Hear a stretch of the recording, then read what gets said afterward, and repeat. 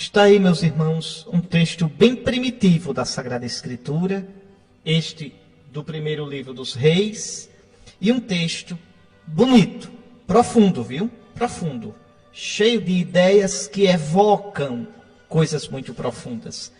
Estamos aí pelo século IX a.C., no Reino do Norte, o profeta Elias. Ele vai até o Monte Horebe para encontrar Deus. Esse Monte Horebe é o mesmo Monte Sinai. Tanto faz dizer Sinai como Horebe. Em geral, os israelitas do sul, do reino de Judá, chamavam o monte de Sinai. Os israelitas do norte, do reino de Israel, chamavam-no Horebe. Como Elias é do norte, como essa história foi contada, foi escrita por escribas do norte, então o monte é chamado de Horebe. Vale a pena você ler Deuteronômio, capítulo 5, e ler o Êxodo, capítulo 19. Leia, compare um pouco as duas narrativas. Veja como o monte é chamado de Horebe e como é chamado de Sinai.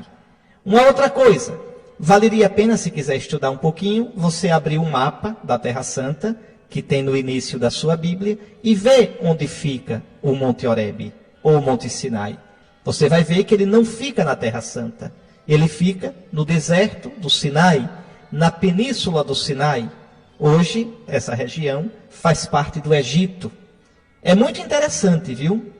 O Monte Sinai, o monte no qual Deus deu os 10 mandamentos, não ficar na Terra Santa. É como se fosse para dizer, vejam, Deus é maior do que a Terra Santa. Deus não pode ser limitado à Terra Santa. Deus é maior que os limites de Israel. Deus é maior que os nossos limites. É interessante, Elias ir até o Monte Horebe, veja, ele sai da Terra Santa e vai caminhando até o Monte Horebe, à procura de Deus. A gente também, muitas vezes, deve sair da nossa terra, sair da nossa vidinha, sair dos nossos atos de cada dia, para ir à procura de Deus. Aliás, este é o sentido das romarias, das peregrinações. Às vezes nossos irmãos protestantes estranham e até nos acusam por causa das procissões, das romarias. Mas se eles entendessem um pouquinho o sentido dessas procissões e dessas romarias, eles veriam o quanto estes atos, essas práticas são bíblicas. E em procissão é lembrar que nós somos o povo de Deus peregrino, que nós não temos aqui na terra cidade permanente, mas procuramos aqui estar para vir, como diz a carta aos Hebreus. É lembrar que a igreja é o povo de Deus, que como o Israel do Antigo Testamento, peregrinava no deserto, peregrinava em busca da Terra Santa, da Terra Prometida. Então a procissão nos lembra que estamos a caminho. A procissão nos lembra que nós não devemos nos apegar como se a vida aqui na terra fosse definitiva. A mesma coisa a romaria. Os judeus, todos os anos, faziam romarias para Jerusalém, nas grandes festas. Jesus mesmo fazia essas romarias. Tanto faz dizer romaria, como dizer peregrinação. Os cristãos sempre fizeram peregrinações para os lugares santos. E por quê? Porque ali naqueles lugares existe um sentido da presença de Deus. Mas Deus não está em todos os lugares? Está, enche o universo. Está no mais íntimo das coisas. Mas Deus quer fazer-se tocar em certo sentido. Fazer-se visível na sua graça, em certo sentido, em alguns lugares especiais. Porque nós precisamos desses sinais. E a prova de que nós precisamos desses sinais é que Deus, além dos milagres realizados no Antigo Testamento, no Novo Testamento, Deus se fez visível em Jesus Cristo, para que a gente pudesse tocá-lo, vê-lo, ouvi-lo, e assim experimentar sensivelmente o Deus invisível. É assim, Deus, na sua misericórdia, usa esses expedientes para nos socorrer. Então a peregrinação é uma coisa bonita. Eu saio da minha casa, eu saio da minha comodidade, eu saio da minha vida arrumada, saio da minha rotina e vou em busca do absoluto. Eu vou em busca de Deus. Eu faço uma peregrinação exterior para significar a minha peregrinação interior. É isso que o profeta Elias faz. Ele vai até o Monte Horebe. Depois de caminhar 40 dias e 40 noites, você leia no capítulo 19, e um pouquinho antes também, né? Mas o capítulo 19 do primeiro livro dos Reis, você leia. Elias sai cansado e vai até o Monte Horebe. Elias sai desanimado, tinha sido perseguido pela rainha Jezabel. Jezabel tinha mandado dizer: eu te mato. Baal, os deuses me amaldiçoem se não te matar. Porque Elias tinha mandado matar os profetas de Baal. E Elias sai desanimado. Veja, e para onde vai? Vai para Horebe. Vai reabastecer-se. Vai às fontes da religião de Israel. Vai às fontes. Buscar ali inspiração. Buscar ali força. Então, sai da Terra Santa e vai ao Monte Horebe. Moisés fez a mesma coisa. Foi ao encontro de Deus no Horebe. Moisés. Você pode ver Êxodo, capítulo 33 e Êxodo, capítulo 34, versículos 1 ao 9. Moisés vai encontrar Deus no Monte Horebe, no Monte Sinai. Então, o Monte Sinai, o Monte Horebe, é o lugar, primeiro, da manifestação de Deus. Já disse, olhe Êxodo 19 e Deuteronômio 5. Vocês vão ver ali Deus dando os mandamentos. Então, o Monte Sinai, o Monte Horebe, é primeiramente o lugar da manifestação de Deus. Depois é o lugar do dom da lei. Ali Deus deu a Torá, a lei a Israel. Depois, o Monte Horebe, o Monte Sinai, é o lugar da aliança. E finalmente, por tudo isso, é o lugar das origens do povo de Israel. Por isso que Elias, o santo profeta, vai lá. Você pode olhar também o seguinte: em que outra ocasião? Pense um pouquinho, vamos aqui uma charadinha. Moisés vai até o Monte Horebe, eu já disse, leia Êxodo, capítulo 33, e Êxodo 34, 1 a 9. Moisés sobe ao Monte Horebe para encontrar Deus. E ele pede: mostra-me a tua glória. Atenção, mostra-me a tua glória. E agora na leitura de hoje, Deus vai mostrar a sua glória a Elias. Deus vai passar diante de Elias. Sai e permanece sobre o monte, porque o Senhor vai passar. Está vendo? Agora pense um pouquinho e me diga: em que outra ocasião Moisés e Elias juntos encontram no monte a glória de Deus? Lembra? Vou dar uma pausazinha. Lembra? Em que outra ocasião da Bíblia, sobre um monte, Moisés e Elias juntos encontram a glória de Deus? Leia Mateus 17, 1 a 9, para descobrir. Isso mesmo, Mateus 17, 1 a 9, é no Monte Tabor. Jesus é a glória de Deus. Exatamente, é interessante, Mateus diz: subiu a um alto monte, é para lembrar o Horebe, e ali transfigurou-se, e ali apareceram Moisés, que tinha visto a glória de Deus no Antigo Testamento, e Elias, que também vira a glória de Deus. O que é que São Mateus está querendo dizer? O que é que o Evangelho está querendo dizer? Está querendo dizer que agora a glória de Deus, a nova aliança, se encontram em Jesus Cristo. É Jesus a glória de Deus. É Jesus a nova Torá, a nova lei de Deus. É Jesus o artífice da nova aliança.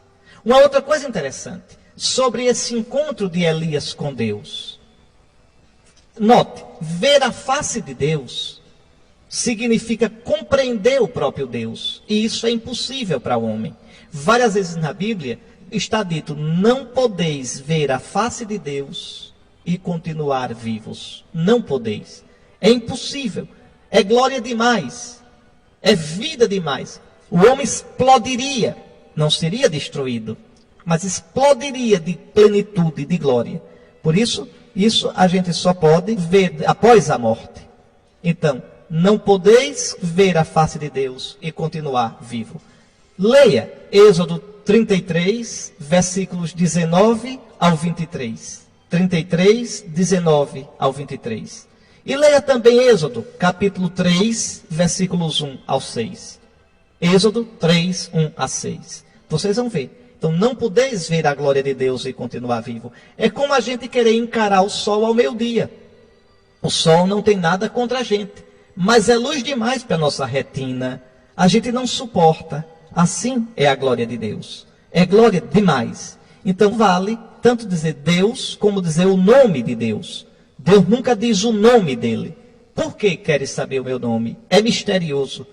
Porque o nome quer dizer o próprio Deus, a glória de Deus. Na mentalidade bíblica, saber o nome de Deus, pronunciar o nome de Deus, seria como capturar Deus, controlá-lo, compreendê-lo totalmente. E Deus não pode ser controlado, não pode ser compreendido. Você leia, por exemplo, Gênesis, capítulo 32, versículos 23 ao 31. Você vai ver isso. Por que queres saber o meu nome? Ele é misterioso. Deus não é nosso compadre, meus irmãos, não é. Deus é nosso Pai, está próximo de nós, nos ama, mas Deus não nos dá explicação das coisas. É grande demais, é misterioso demais. Senhor, quantas vezes eu procuro por Ti, Senhor? Quantas vezes eu quero Te compreender e não Te entendo? Porque Tu és grande, porque Teu nome não pode ser nunca compreendido, pronunciado por nós. É muito importante, meus irmãos, entender isso. Às vezes a gente confunde o amor de Deus, a proximidade e a paternidade de Deus, com uma certa vulgaridade. Tomar Deus por compadre. E isso está errado. A gente diante de Deus deve ter uma atitude de profundo respeito. A gente diante de Deus deve ter uma atitude, aquilo que a gente chama de virtude de religião. E aqui uma coisa que eu sempre chamo a atenção, nosso comportamento na igreja, comportamento de respeito para com as coisas de Deus, um comportamento de adoração na missa, no momento em que eu entro, a genuflexão diante do Santíssimo, o manter-se em silêncio, um silêncio respeitoso na igreja. Vocês vejam que de vez em quando eu insisto nisso. Por quê?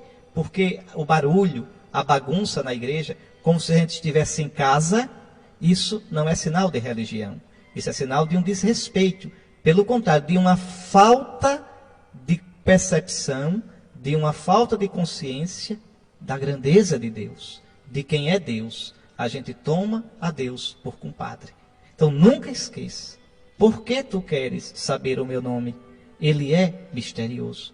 É um Deus grande demais. É um Deus ao qual eu não posso pedir explicação, no sentido de que ele não vai me explicar tintim por tintim o modo que ele tem de governar o universo, o modo que ele tem de governar a nossa vida. Então, o nome de Deus, como a glória de Deus, o homem não pode apreender, o homem não pode controlar. O verdadeiro religioso, o verdadeiro espírito de piedade é dizer: Senhor, eu te adoro. Senhor, eu creio em ti. Senhor, eu me abandono nas tuas mãos benditas. Isso é a atitude correta. Eu vou aproveitar, tem um texto que eu coloquei no meu blog que exprime essa santidade de Deus. Escute só. Senhor meu Deus, tu és grande, tua sabedoria é infinita.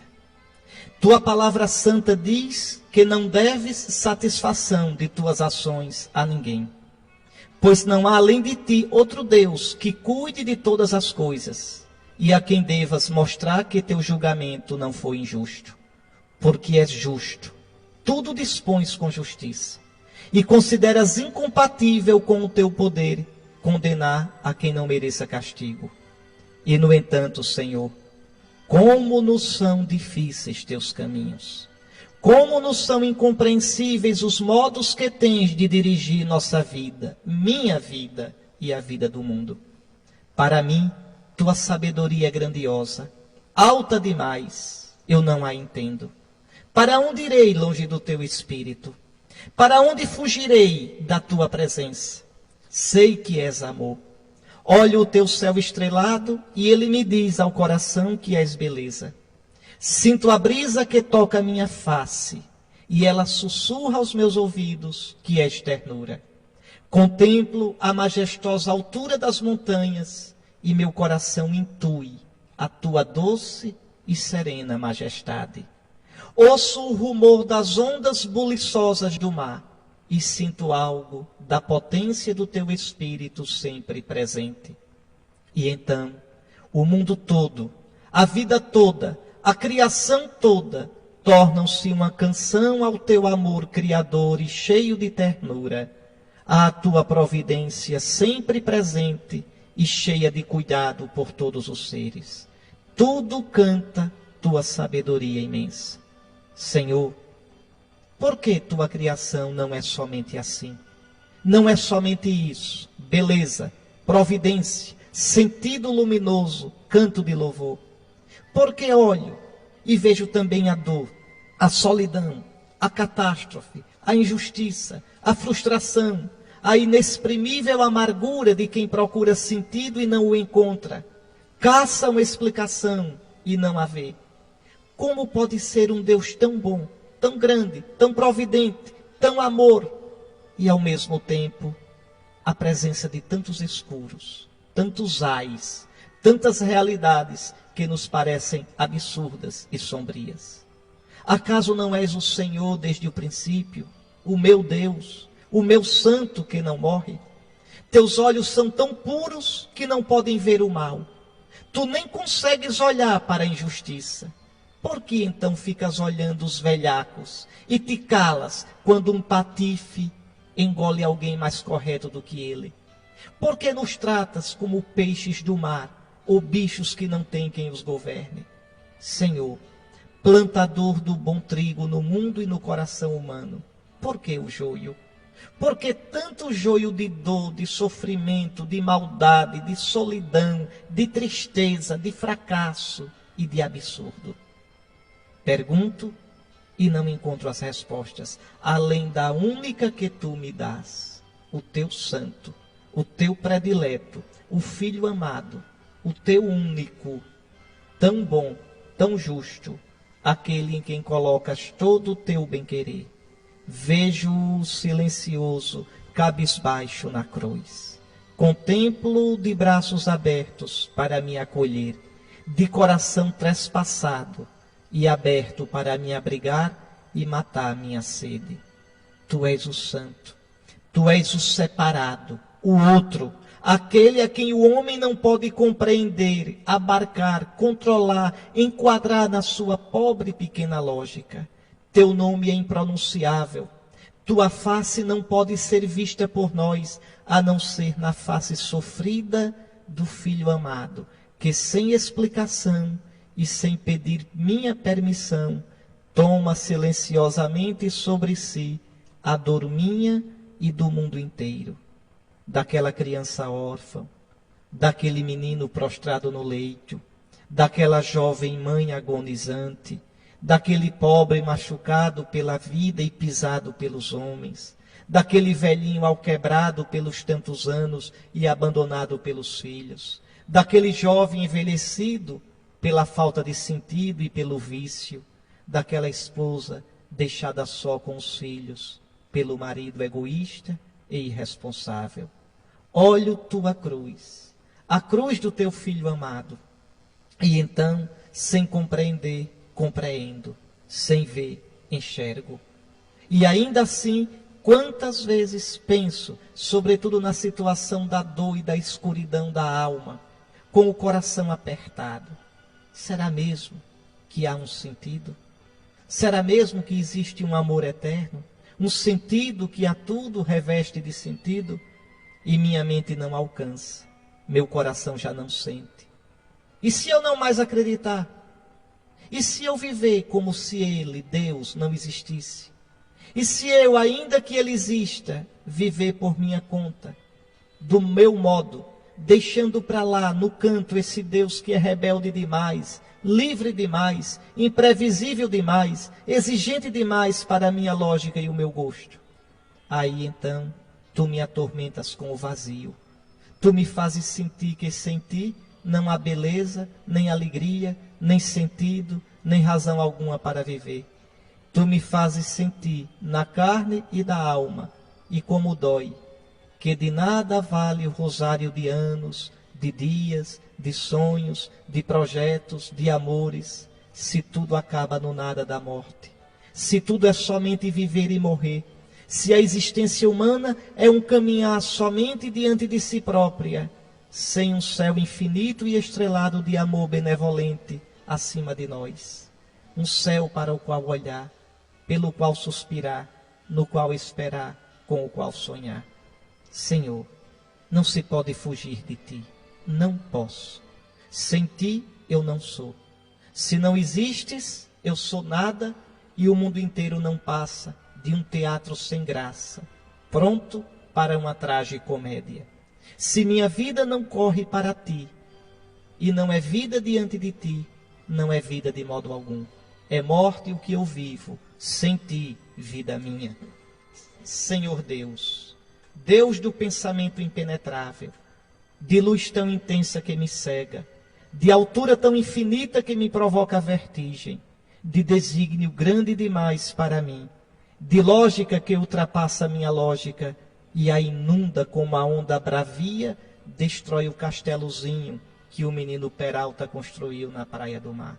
Senhor, somente em ti, Deus tão difícil, repousa o meu coração, pois somente a certeza da tua presença, de que vivo sob o teu olhar infinito e misterioso, pode fazer que meus dias valham a pena. Viver só quero, viver somente posso, caminhar somente consigo, com esta certeza que levo no peito, minha dor e minha exultação, minha tristeza e minha alegria, minha vitória e meu fracasso, meu pecado e minha virtude, meu deitar e meu levantar, minha vida e minha morte. Tudo isso aos teus olhos tem sentido, e será a pobre matéria com a qual, do momento bendito e sagrado da minha partida deste mundo de peregrinos, tu plasmarás a minha existência plena e feliz contigo por toda a eternidade. Eu sei, como o salmista também sabia, contaste os passos da minha caminhada errante, minhas lágrimas recolhes no teu odre, e escreveste tudo isto no teu livro.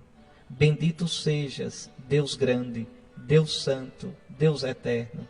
Bendito sejas pelo teu Filho, no Santo Espírito, de eternidade em eternidade. Amém. Está aí, meus irmãos, eu quis ler esse texto que eu tinha escrito para o meu blog, para explicar a você, numa linguagem mais ou menos poética, o que significa esta santidade de Deus. Deus, nós não podemos compreendê-lo. Por outro lado, se o homem não pode ver a face de Deus, não pode compreendê-lo, sente saudade de Deus, uma saudade doida. Eu vou dar algumas citações aqui dos Salmos para você ver isso. O Salmo 4, versículo 7. Quem pode me dar felicidade? Senhor, faze brilhar sobre nós o esplendor da tua face.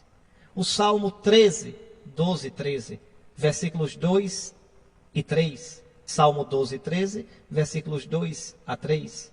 O Salmo 23, 24, versículo 6. O Salmo 26, 27, versículos 7 ao 9. Então vejam, essa sede de Deus, essa saudade de Deus que a gente tem, e ao mesmo tempo a gente não pode ver a face dele. E é interessante nessa leitura, sobretudo neste mundo barulhento, nessa mania de gritaria até dentro da igreja, de gritaria, tanta palma, tanta, parece um programa de auditório às vezes, é uma coisa muito triste. Observe que Elias encontra Deus na noite. Elias entra numa gruta e passa a noite. E na noite, no escuro do coração, no escuro do entendimento, o Senhor diz, permanece sobre o monte, o Senhor vai passar. E veja, veio um vento impetuoso e forte. O Senhor não estava no vento. Veio depois do vento impetuoso um terremoto. O Senhor não estava no terremoto. Veio um fogo. O Senhor não estava no fogo. Ouviu-se um murmúrio de uma brisa suave. Elias cobriu o rosto com o manto, saiu e colocou-se à entrada da gruta. Que coisa linda! Deus está na brisa suave, no silêncio de uma adoração ao Santíssimo, no silêncio de uma Eucaristia bem participada, serena, sem gritaria, sem tanta palma, sem tanto braço levantado, que nos desconcentra e nos tira do recolhimento interior. Vejam, Deus no silêncio, e Elias cobre o rosto, porque sabe que não pode ver a face de Deus. Ora, mas o homem tem esta saudade de Deus. Eu vou perguntar a você, como é que a gente mata essa saudade de ver a Deus? Eu vou dizer, olhando Jesus. Olhe João, capítulo 14, versículos 8 a 11. Olhe lá. Quem me vê, vê o Pai. Olhe lá. E João, no capítulo 1, vai dizer, ninguém jamais viu a Deus. O Filho único nos deu a conhecer esse Deus. Então, quem me vê, vê o Pai. João 14, 8 a 11. Ou Colossenses, capítulo 1, versículo 15, que diz que Jesus é a imagem do Deus invisível. Quem olha Jesus, vê Deus. Quem toca Jesus, toca em Deus. Esse Deus que é tão grande, esse Deus que dá um caldo em nós, como uma onda que dá um caldo, quebra a gente todinho. Assim Deus faz conosco. Muito bem, vamos ficar com uma música. É a música chamada Mistério, do Padre Zezinho. Não te vejo, não te toco, não te sinto, não te escuto a me falar. Não conheço o teu semblante, nem tua imagem, não te posso imaginar. Não percebo e nem descubro a dimensão do infinito aonde estás. Não sei aonde moras, não sei onde habitas, não sei te descrever. Não sei falar bonito, quando és tão infinito, e eu tão incapaz de te entender. Meus irmãos, para descobrir Deus, é preciso aprender. Subir o monte, entrar na noite, deixar passar o terremoto, o fogaréu, o tremor de terra, tudo isso. E encontrar o Senhor na brisa suave e de rosto coberto, sem a pretensão de enquadrá-lo e de abarcá-lo. Deus é grande demais. Não posso compreendê-lo totalmente, nem o seu ser, nem o seu modo de agir. Vamos escutar o salmo da missa de hoje, o salmo que medita, que a gente chama de salmo responsorial, porque ele rumina o Evangelho, é o salmo 84, 85, e que vai pedir exatamente, Senhor, mostrai-nos a vossa bondade. Como quem diz, Senhor, mostrai-nos a vossa face, o vosso rosto, Senhor. Vamos lá meditar essa leitura? Vamos observar algumas coisas. Primeiro, São Paulo aqui está tratando da situação do povo de Israel. Danado, né? Povo de Deus, Israel, que esperou tanto o Messias. Deus prometeu o Messias ao povo de Israel.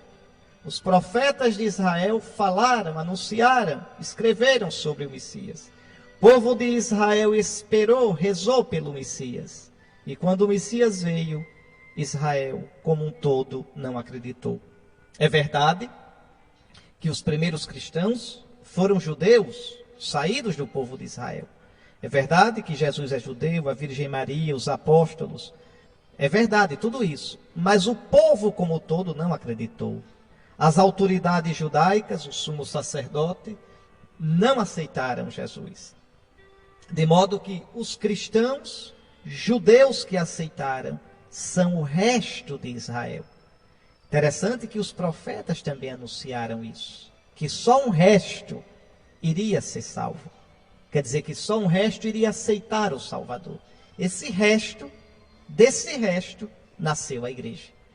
Da árvore todinha de Israel, Deus pegou um galho, o resto, e desse galho plantou e nasceu outra árvore, a igreja, o novo Israel. Então, São Paulo agora vai pensar na situação do povo de Israel. Para que se tenha uma ideia do pensamento do apóstolo sobre este tema, seria necessário, e é bom que você leia, a carta aos Romanos, do capítulo 9 até o capítulo 11. Essa leitura de hoje é o início do capítulo 9. Leia todo até o capítulo 11. Então, 9, 10, 11. São Paulo trata da questão dos judeus. E aí aparece claro, muito claro, um grupo de ideias, 9, 10 e 11, está certo? 5 ideias bem claras. Primeiro, a queda de Israel serviu para que nós entrássemos no povo de Deus, que é a igreja, novo Israel. Israel caiu e caindo nos ergueu.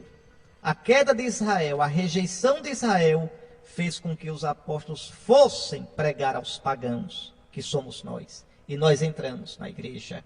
Segunda coisa, Israel continua amado por Deus e ainda é seu povo, o povo da antiga aliança.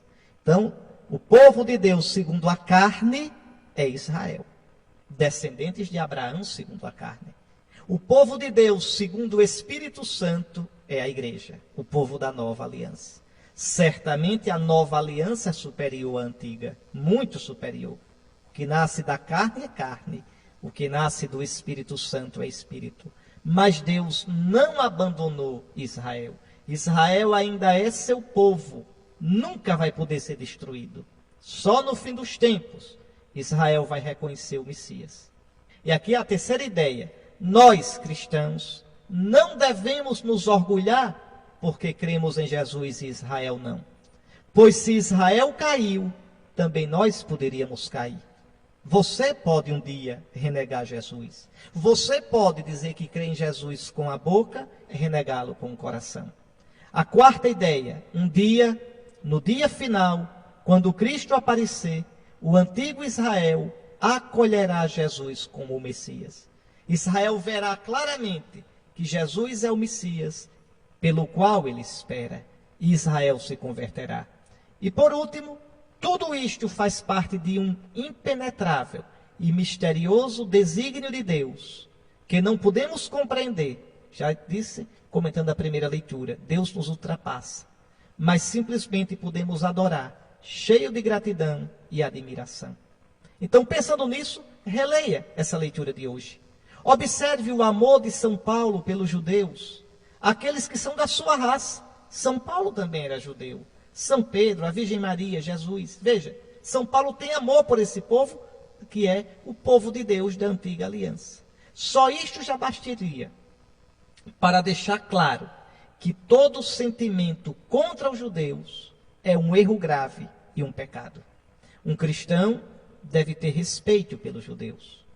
Um cristão deve entender que Israel é a nossa raiz. Se você nega a raiz, está dizendo que a árvore não presta. A árvore é a igreja.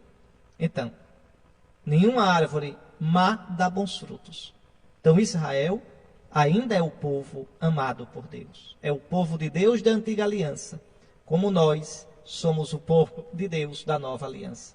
Note também que mesmo não tendo aceitado Jesus como o Messias, Israel terá sempre a dignidade de ser o primeiro povo escolhido, o povo do qual nasceu o nosso bendito Salvador. Jesus nasceu de Israel. E só por isso a gente deveria ter uma gratidão enorme para com os judeus.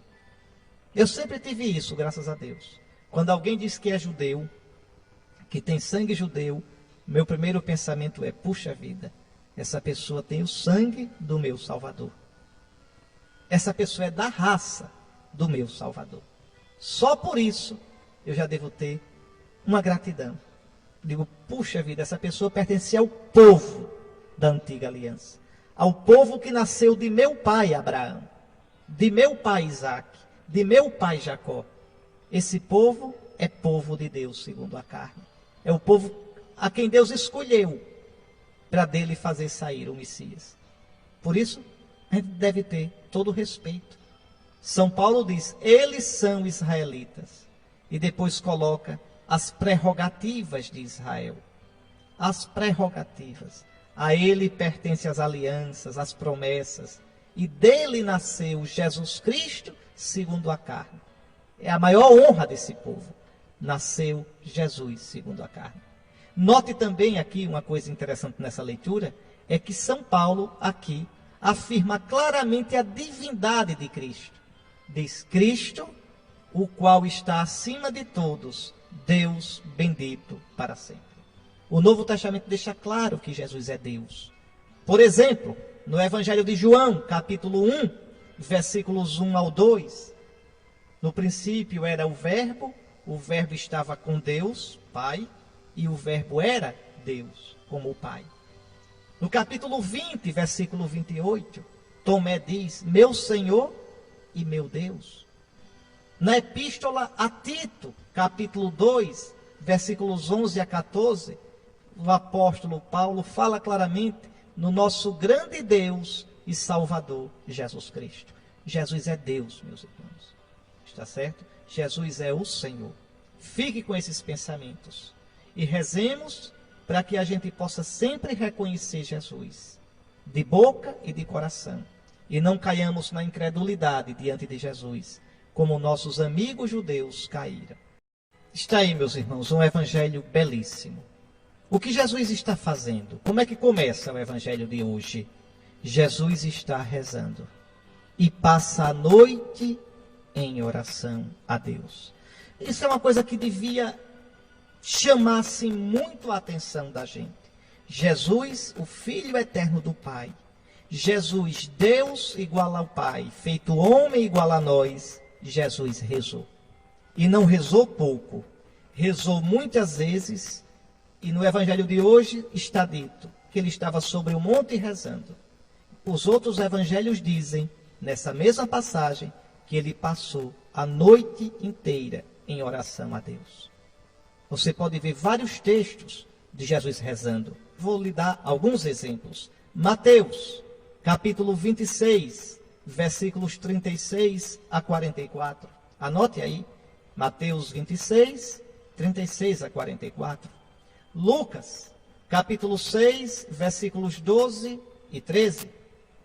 Ainda Lucas, capítulo 9, versículos 28 ao 29. Lucas, capítulo 11, versículos 1 a 14. Capítulo 18, versículos 1 a 8. Jesus rezou e Jesus nos mandou rezar. E por quê? Eu já disse aqui várias vezes. A oração nos faz ter consciência de Deus. A oração nos coloca de modo consciente diante de Deus. A oração perseverante e constante nos faz ir deixando que Deus seja Deus na minha vida. Se eu rezo, eu me abro para Deus. Se eu não rezo, Deus vai se tornando uma ideia na minha vida. E eu vou vivendo do meu jeito, como se Deus não existisse, e me perco. Então quem reza se salva, porque se salva do orgulho de pensar que é Deus. Quem não reza se perde. Jesus rezou, buscando a vida toda a vontade do Pai. Uma outra coisa, a barca dos apóstolos é imagem da igreja. Veja, essa barca vai no mar encrespado, no mar bravio, no mar escuro, no mar profundo. Parece que vai afundar. Está lá a barca que parece desamparada, que parece perdida. Está lá como a igreja no mundo. No entanto, Cristo está olhando essa barca. Essa barca também é a imagem da minha vida, da sua vida. E onde está Jesus que não está na barca? Parece que não liga, parece que não vê. Mas veja o versículo 25. Jesus vê. Jesus vem ao encontro da sua barca. Jesus vem ao encontro da sua igreja. Jesus vem ao encontro da minha vida, da sua vida. E vem andando sobre o mar. Jesus anda sobre as dificuldades da vida da igreja. Jesus caminha sobre as dificuldades da nossa vida, da sua vida. As águas não podem afogá-lo. Às vezes as águas do mar da vida parece que vão nos afogar. Mas se a gente olha Jesus, Jesus não se afoga nas águas do mar da vida. É interessante que nesse mar escuro, profundo, encrespado, quando os discípulos enxergam Jesus, logo ao verem pensam que é um fantasma. E você quando vê Jesus? Quando Jesus vem ao seu encontro, às vezes vem nos sofrimentos da vida. Às vezes vem na escuridão. E a gente não reconhece, pensa que ele é tão irreal quanto um fantasma. Você reconhece o Senhor quando ele vem ao seu encontro? Ou pensa que ele é apenas um fantasma, distante, sem consistência e real. É interessante o que Jesus diz aos apóstolos. Ele diz: sou eu, não tenhais medo. Interessante que no grego ele diz ego eimi. Ego eimi literalmente diz eu sou. Não é sou eu sou. Eu sou é o nome que Deus revelou a Moisés no Sinai. Veja, é o Deus que Elias viu na primeira leitura de hoje. Os apóstolos veem em Jesus a glória de Deus. Eu sou, não tenhais medo. Jesus é o próprio Deus que se revelou a Moisés e Elias. Por isso os discípulos o adoram. Por isso os discípulos ficam assustados. Veja, os que estavam no barco prostraram-se diante dele, dizendo: verdadeiramente, tu és o Filho de Deus. Só Deus dobra o orgulho das ondas do mar. E Jesus é Deus. Que coisa. E Pedro? Senhor, permite que eu vá ao teu encontro caminhando sobre as águas. Isso é uma oração bonita. Isso nós devíamos pedir. Quando as águas do mar da vida quiserem afogar você, grite: Jesus, sustenta a minha mão. Jesus, que eu vá ao teu encontro caminhando sobre as águas. Que as águas não me afoguem. E é interessante que Jesus diz: vem. E não é que o danado do Pedro vai?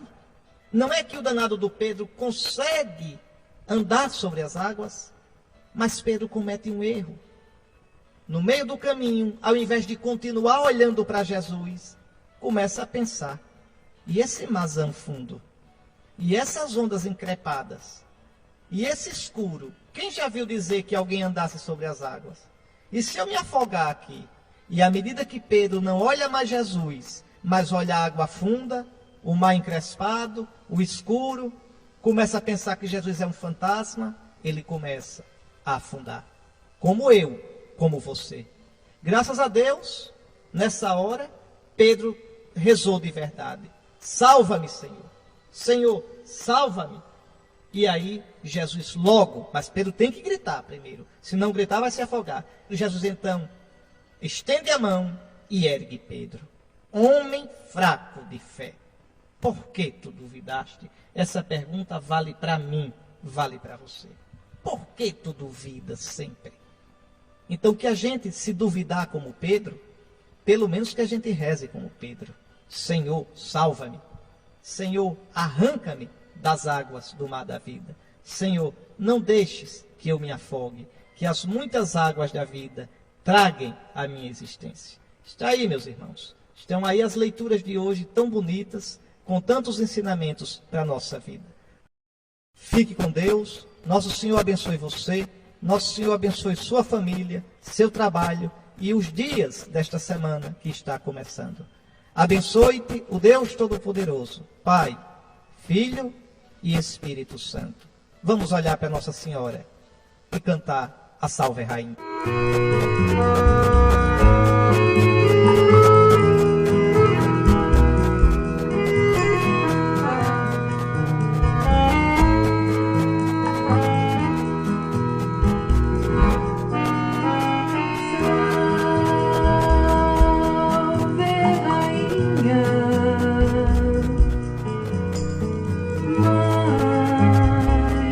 De misericórdia, vida dos